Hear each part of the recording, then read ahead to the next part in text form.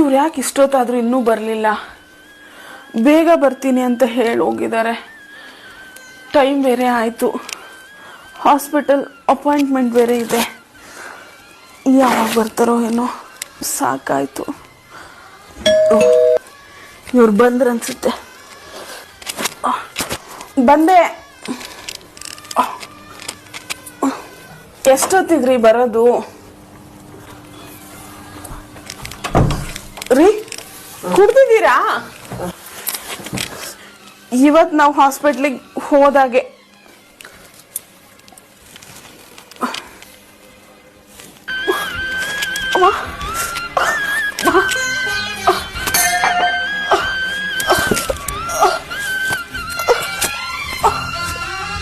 ಎಷ್ಟು ಕನಸುಗಳನ್ನು ಹೊತ್ತಿದ್ದಂತಹ ಆ ತಾಯಿಗೆ ಆಗಿದ್ದಾದ್ರೂ ಏನು?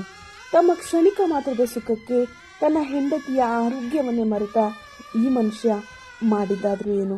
ನೆನಪಿರ್ಲಿ ಸ್ನೇಹಿತರೆ, ನಿಮ್ಮ ಬೇಜವಾಬ್ದಾರಿತನ ನಿಮಗೆ ಒಂದಲ್ಲ ಒಂದು ದಿನ ಮುಳ್ಳಾಗುತ್ತೆ.